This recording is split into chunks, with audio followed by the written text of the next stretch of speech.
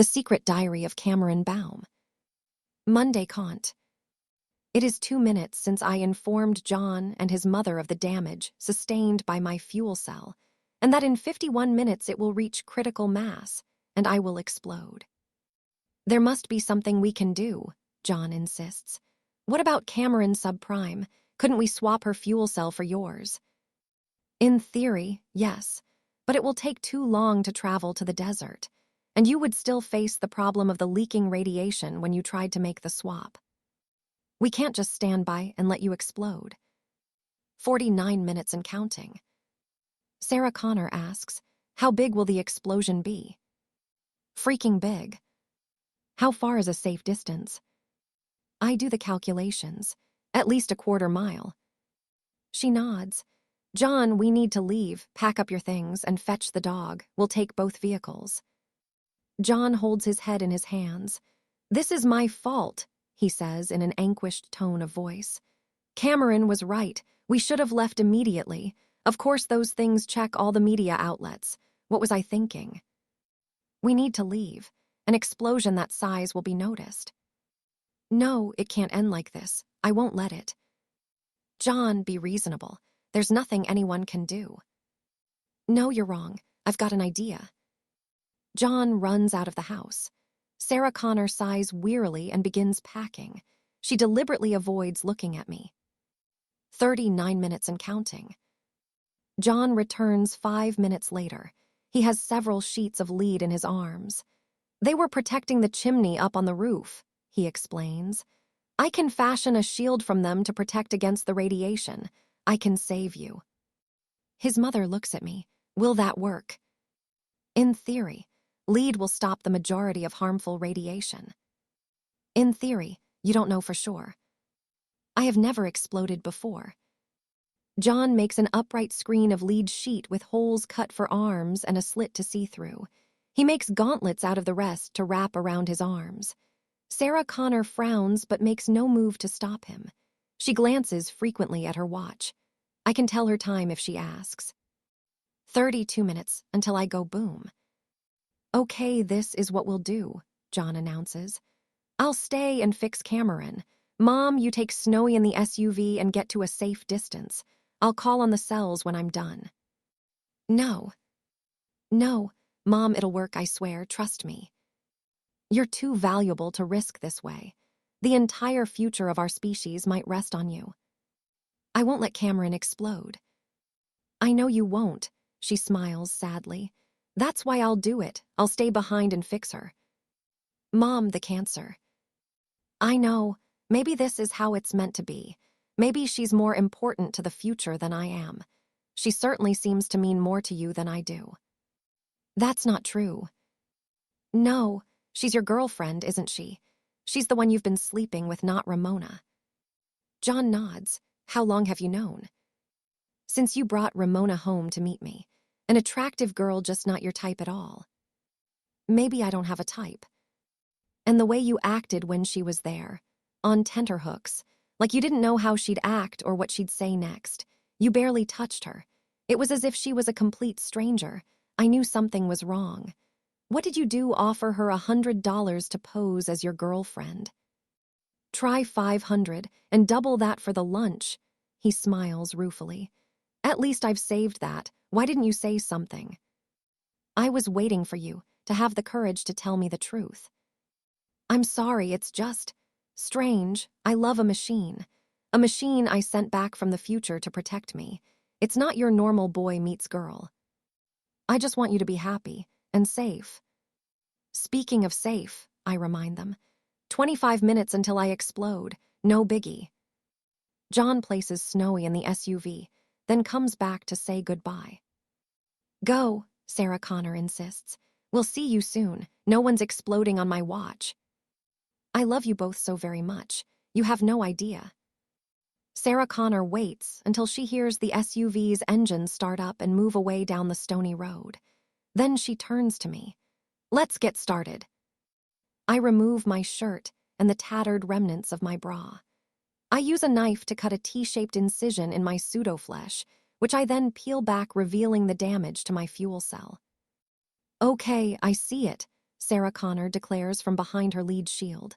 What do I have to do? There is a coltan strut that divides the two halves of the fuel cell. It is out of alignment. It needs to be straightened so that it can function correctly. I think I see it, right at the back. Yes, be most careful not to pierce the containment vessels.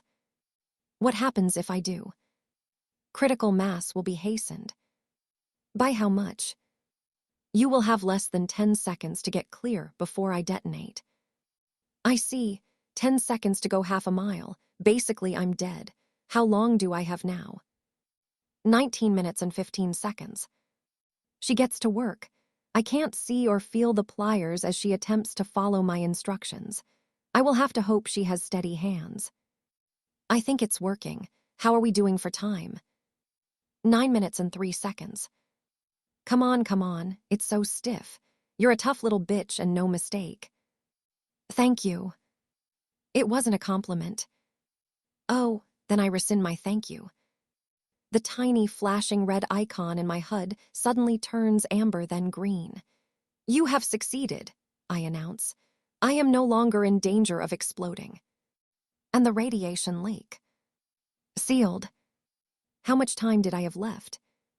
40 seconds. Right to the wire, huh? I feel like James Bond. You do. Yes, I suppose you are quite mannish. She frowns. That's not what I meant. She takes out her cell phone and calls John. It's me, your girlfriend's fixed. You can come back now. I reclothe myself, sealing my torn abdomen with black gaffer tape. Attractive? Not really. It will suffice until my pseudo-flesh has time to knit together. Sarah Connor says, so you're sleeping with my son. I don't sleep, you know this. Having sex with him then. Yes. You can do that, everything fits.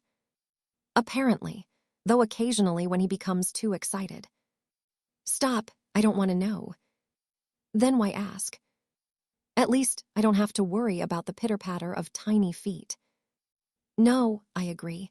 My feet are normal-sized and don't go pitter-patter. This provokes a smile for some reason. How soon will I know if I've absorbed too much radiation? When you get sick, or your skin blotches, or your hair falls out, or you drop dead suddenly. Aren't you a ray of sunshine? So you and John are a couple. I don't get it. You don't get sex. You should date more. You are not without appeal. Not me. What's in it for you? I like to please John. Because of your programming. I choose to please John. What's the difference? There's a world in the details. She nods. Maybe she understands what I have told her, or maybe she's just humoring me. You realize you owe me. Owe you. For not letting you explode. I see, and you require payment. Will you take a check? That isn't what I mean. You owe me above and beyond, a personal debt. One day I might ask you do something for me that goes against your programming. Not today, probably not tomorrow. One day. Do you understand the concept? A personal debt. Not today, probably not tomorrow. One day. Sarah Connor nods. You catch on quick. I'm a fast learner. She heads for the stairs. I'm going to take a shower. I reek of flop sweat. Sarah. She turns. What? Thank you. A curt nod. She goes upstairs. I hear the water running. I remain downstairs alone and alive when I expected not to be. Or rather, I still exist when I had expected to be in tiny pieces scattered across the countryside. Not a good look for me. The sound of the SUV drawing up outside. The door opens and John rushes in. We embrace, kiss. His hands fondle the back of my head, mussing my hair. I don't mind. You're okay. Yes. And Mom. Taking a shower. It's too soon to tell if she sustained a lethal dose. I would have done it. I'd have taken the risk. I know you would. We kiss again. Snowy enters. He tilts his head quizzically. Cameron not go bang. No. Good. Snowy not want Cameron to go bang. Snowy hate loud noises. Our lives return to a semblance of normalcy. Routines become established. Routine is very important to humans. Without it, their lives lack structure and they become aimless and depressed. If there is no routine to begin with, they will often impose it on themselves so that it is never lacking, always there to sustain and comfort them. Sarah Connor soon has a routine set up. Every morning she dons her jogging outfit and departs on a long run. She is testing herself, pushing her body to the limit to see if it will fail her, almost daring it to. She appears to have suffered no ill effects from exposure to my leaking fuel cell. She is not sick, her skin is still tan and unblemished, and her hair is as thick as ever. But what is going on under the skin, in the organs and in the cells of those organs? Is the cancer already beginning to grow and spread to one day claim her life? There is no way of telling. Not yet. John and I also have a routine that coincides with Sarah Connor's. When she is out jogging, our routine takes place in the bedroom, bath, shower, sofa, kitchen table, anywhere we can lie down or lean against. As a precaution, I have secretly installed a small app into her cell phone that will call John's cell if she is within a mile of us. It would not be appropriate for John's mother to walk in unexpectedly and catch us doing what we like to do. Her approval of our relationship has been hard-won. We do not want to jeopardize it. Today's routine takes place in the bedroom. We have successfully completed 106 positions of the Kama Sutra, I inform John. This leaves a further 106 still untried. Wow, you're keeping score. Of course, I am, very anal. Wasn't that a position you deleted? John quips. I ignore him. Today's position is called the mongoose. Please remove any unnecessary clothing and all sharp objects. All sharp objects. I glance down, except that one. Obviously. Not everyone is enjoying themselves as much as we are. As the days pass, Snowy becomes more and more depressed. He misses the old safe house, misses Gerald and Allie's who played with him and took him to the beach and fed him treats.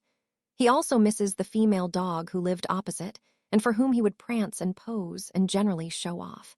He misses all of these things and doesn't understand why they are no longer part of his life.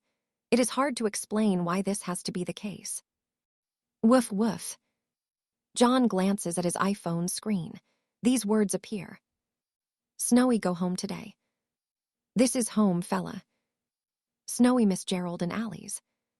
I know, boy, we do too. Snowy go home today. John sighs. Do we have any disposable phones left? He asks me. Yeah, good, bring me one. I do so. What are you going to do? I inquire. Call Gerald or Allie's. Maybe Snowy'll cheer up if he hears their voices. He taps in the number. I stand close so that I can overhear the conversation. Hello.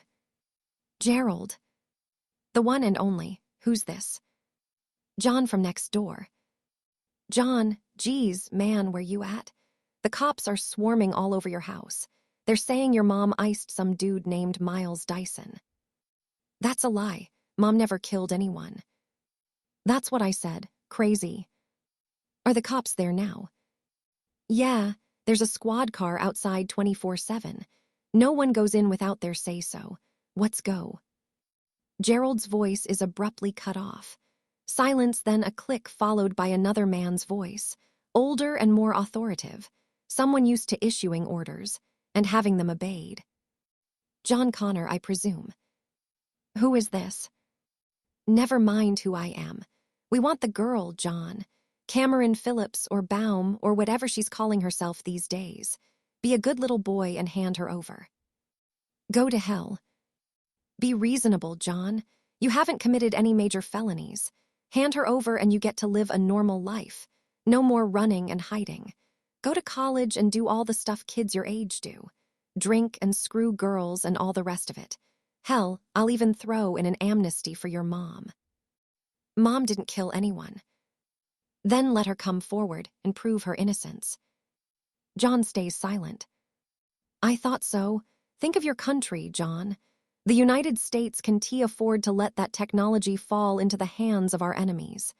Imagine if the ragheads got hold of her, or the Chinese. Be a patriot and give her to us. You have absolutely no idea what you're dealing with. Been listening to your mom, haven't you? I've seen the videos, the day of judgment, machines rising up to kill us all. Listen, son, there's a Mac right in front of me on my desk, and it ain't so much as said boo to a goose. Give it time, asshole, give it time. John hands me the cell. I crush it until nothing remains but shards of wire and powdered plastic. Sarah Connor is equally unimpressed. Those idiots, a normal life and a pardon, they think that's worth several billion lives, do they? They must have the Ramirez house under surveillance. They'll probably shadow both of them to college just on the off chance we'll try and make contact again. Man, I hope I haven't ruined things for them. If we stay out of their lives, they'll be fine. They must realize by now that we told them nothing. I hope you're right. Definitely means we can't go back, not to OC anyway. How are we off for money? 20,000 in currency, about 90,000 in diamonds. Won't be much left if we have to buy brand new IDs. Cameron has some money. She does, how? She's developed some poker software. Unbeatable. She gambles. It's not really gambling when she wins all the time. It's how we could afford all the furniture and the flat panel TV for this place. I'm called the Tin Miss, I tell her. I kick poker ass. We settle back into our routines. Snowy's mood seems to improve a little. He starts to accompany Sarah Connor on her early morning runs, which if nothing else should take care of his pot belly. I continue to monitor the LAPD via my spyware. The Terminator attack on the school changing room has been dismissed as a drunken soccer fan causing trouble. It barely made the newspapers. The Lars Anderson murder investigation continues, but with no new information or leads. Everything suggests a cover-up is underway, orchestrated at a higher level than the state police department. The only good news is that our school soccer team have won the league, despite the final match being abandoned at halftime. Ramona has her college scholarship after all. Way to go, girlfriend. Supply-wise, we have everything we need bar fresh fruit and vegetables. These necessitate a visit to the nearest town's grocery store. John and his mother usually do this since they are the ones who will be eating the stuff. Snowy often accompanies them, leaving me alone in the house. Here I do the daily chores while the TV is kept tuned to CNN. A news item reporting the new British Prime Minister's visit to the White House, described as cordial and workmanlike, though both men seem uncomfortable in each other's presence and barely make eye contact. The Americans wish to build a series of early warning radar stations on British soil, part of a new defense initiative entitled the Skynet Project. The British Prime Minister's name is Cameron. It seems like an omen, and not necessarily a good one. This is then followed by an item of more pertinent interest. In other news, the pretty blonde newsreader announces in her bland, sing-song voice, Elena Ryan, the 17-year-old daughter of eminent defense attorney, Edward P. Ryan, walked into an LA police precinct today and confessed to the murder of missing teenager Lauren Taylor, also 17 and a schoolmate of Ryan's. Taylor's boyfriend, Michael Carver, is presently in police custody charged with her abduction and possible homicide. Attorney Ryan spoke of his daughter's actions earlier today. The picture changes to show a man in a smart navy business suit talking to the camera. Mad Ellies share the same genetically disposed black hair and green eyes. Sadly, my daughter has a long history of mental illness dating back to early childhood. This is merely another troubling episode. I can state categorically my daughter had nothing to do with any abduction or murder. My family will of course be ensuring she gets the very best psychiatric help possible. That's all I have to say at this juncture. Thank you. The blonde newsreader returns and says, Elena Ryan was unavailable for comment. It is thought she is being held at a secure psychiatric clinic near Fresno. So without my threats to influence her, Mad Ellie's conscience got the better of her. It is a strange thing, the human conscience. Some people can commit the most terrible crimes yet live with the knowledge for years, the rest of their lives even, without a qualm. For others, Ellie among them, the burden becomes too great and they feel an overwhelming desire to confess their sins. Is a conscience a good thing or bad? I don't know.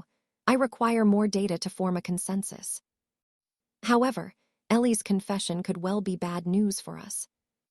She knows the location of the safe house. Just how bad becomes clear 2 days later. I am on patrol.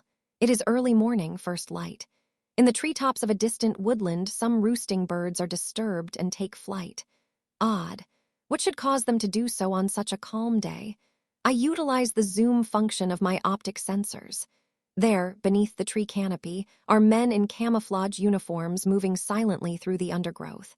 Men with guns. Soldiers. John and his mother dress hurriedly when I wake them and tell them the bad news. There is no panic. We have planned for this eventuality. Everyone knows what we must do. We use the dirt bikes to go cross-country to the yacht marina we scouted weeks ago, John states decisively. They will steal a boat and head for Mexico. They won't be expecting that. Sarah Connor nods in agreement. We'll need a diversion, something big that'll give us a decent head start. No problemo, I declare. You want to take a trip to Mexico, fella? John asks Snowy. Mexico, Snowy meets Salma Hayek. Stranger things have happened, John laughs. Snowy loves Salma Hayek, big boobies. I think someone's been listening to Gerald Ramirez. John, his mother, and Snowy leave on the dirt bikes. Snowy's head pokes out of the backpack he is stuffed into on John's back. I wave him goodbye, then go inside the house to arrange the diversion.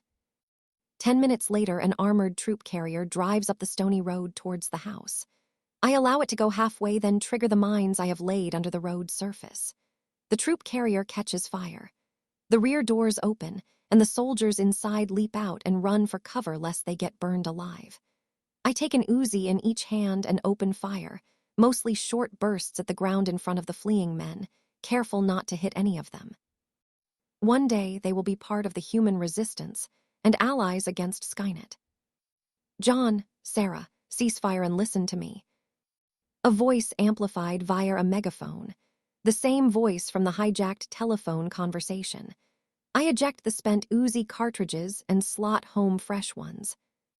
What do you want, secret agent man? I yell using Sarah Connor's voice. We just want the girl, Sarah. Send her out to us and we let you and your son live.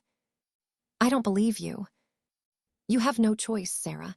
I have 50 men out here. More are on the way, all armed and extremely dangerous.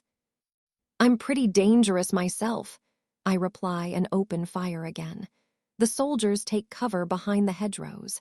The amplified voice ceases, yet I can still make out a conversation of sorts taking place. I max out my audio receptors. Damn it, where is the heavy artillery? On the way, sir. They're having problems with the terrain. These country lanes weren't designed for military flatbeds. Bring me solutions, son, not excuses. Yes, sir. Where's the ionizing laser? Being deployed, sir. Should be operational in 10. Make it 5. Yes, sir. Reassemble the assault troops. Medevac the wounded. Obviously, the element of surprise has been lost. I've read the history on this Connor bitch, and she's unlikely to come quietly. It'll be room to flush her out. Lock and load. 3 round bursts. Aim for center mass. The mother and the boy are expendable, but I want the girl intact. Intact, sir. Don't you mean alive? Son, if I did, we wouldn't be here. An ionizing laser. A particle beam weapon able to discharge high-voltage electricity. This makes me feel... What? Fear? No, trepidation. Hardly. A grudging respect for their improved technology and an awareness that sustaining a direct hit may well disrupt my CPU and render me vulnerable to capture. These humans have demonstrated a knowledge of what high-voltage electricity can achieve in regard to my operational capacity. In the road beyond, I hear the sound of another troop carrier approaching. Reinforcements. It is time to leave, but not without something to remember me by. I set the timers and exit via the back door. I am 200 yards away and traveling at 43 mph on the remaining dirt bike when the house explodes. It's amazing what several pounds of carefully placed Semtex can achieve. Some of the roofing tiles fly more than 100 feet in the air. And what goes up must come down. It will take the soldiers some time to sort through the mess and realize we weren't inside. I will be long gone. We rendezvous as planned at the yacht marina on the coast, 5 miles away. The place is busier than the last time we were here. The unseasonably warm weather has tempted people out of doors. Any trouble? John asks as I discard the dirt bike and we head down to the pontoons. It is possible I violated the terms of the lease. How so? I blew up the house. Okay, was anyone hurt? Insufficient data. Guess we'll just have to hope for the best. I nod in agreement, though this seems illogical. Why would anyone hope for the worst? There is a large, powerful motorboat moored at the seaward edge of the marina. On the pontoon beside it is a man I judge to be the owner. He is middle-aged, bald, wearing white shorts and a white polo shirt with a tiny crocodile motif woven to the cloth. He must like reptiles very much. Keys, I demand, holding my hand out. He frowns. What? Keys, I repeat. Listen, I don't know who. No time. I lift him up by the ankles and give him a good shake. His shirt rides up, exposing a pale, blubbery stomach that wobbles unattractively. A set of keys fall from his pocket. Thank you for your cooperation. I drop him in the water. It is a nice day for a swim. We climb aboard. John unties the mooring ropes while I start the engines. There are 4 powerful outboard motors at the rear of the vessel, each capable of producing 200 bhp. That is 800 bhp in total. It should suffice. Once clear of the marina breakwater, I turn to port, heading south towards Mexico. Keep as close to the shore as you can, Sarah Connor yells above the engine roar. That way the coastal radar won't pick us up. I do as instructed and open the throttles to their fullest extent. The craft surges forwards, leaving a trail of frothing white spume in our wake. My hair blows back, tossed every which way by the headwind. Bummer. I only washed it last night, and it is the very devil to get right. The vast city of San Diego passes to port. A flotilla of small sailing craft appear in front of us and jockey to get out of the way of our churning wake. Several capsize. The sailors yell and give me the finger. I return the gesture. I wonder what it means. Sarah Connor joins me at the wheel. Her hair also streams out behind her head. I wonder if she has washed it recently. Unlikely. She is a bit of a slob. This thing has GPS, she yells to make herself heard. We've just entered Mexican waters. The feds have no jurisdiction here. John joins us, leaving just Snowy below decks. He smiles at me and I smile back. The craft hits a wave full on and he is almost knocked off his feet. How is Snowy? I ask. He's loving it, John grins. Says he wants a boat like this for Christmas. I will have to notify Santa Claus. Does the North Pole have a zip code? John laughs. Was it something I said? How much fuel do we have left? Sarah Connor asks. I check the gauges. A quarter tank's worth. At this speed it won't last long. Need to find land soon. Man, this is the only way to travel. John exults as we power through the waves. The wind causes his shorter hair to swirl around his face. He looks so handsome. Impulsively, I lean over and kiss him on the lips. Hey, eyes on the road, Captain. Road. Sea, ocean, whatever. I recognize this headland, Sarah Connor announces, pointing at a rocky outcropping in the near distance. There's a cove behind it with a sandy beach. John used to build sandcastles there when he was very little. I did. I don't remember. You were very small, still in diapers. I say, John wore diapers. It was that or poop himself. Mom, please stop, I beg you. I can't imagine John wearing diapers. It's true, I can't. Oh yeah, check me out in 60 years' time. I will, I promise him. I will change you daily. We pass the headland. There is the beach. It is wide, sandy, and deserted. Put us ashore here, Sarah Connor orders. I obey, turning the craft in a wide arc. so that we are heading directly for the beach. Cam, you might want to slow down a little. I ignore him and keep the throttles wide open. Shit, we're gonna hit. Brace for impact. We hit the beach at maximum speed. The 4 outboards break off when they ground in the shallow water. Our momentum carries us up the beach a further 50 yards, plowing a long, deep furrow in the sand. We slow and then stop. The powerboat tilts slightly to port. We're ashore, I announce in the sudden silence. No shit. No, I agree. Definitely no shit. We jump down onto the sand. No one has witnessed our arrival save for some small children at the top of the beach. They stare at us open-mouthed with surprise. Snowy barks a greeting. He loves small children because they generally pet and make a fuss of him. What now? John asks his mother. There's a vacation resort 2 miles away. We head there and steal a vehicle. And then we find Miquel. Oh man, I haven't thought of Miquel in years. You think he's still alive? He was pretty wild. Guess we'll find out one way or the other. Suppose he doesn't want to help us. He will. How can you be so sure? Because Miquel once proposed to me. Marriage. God, Mom, why have you never told me this before?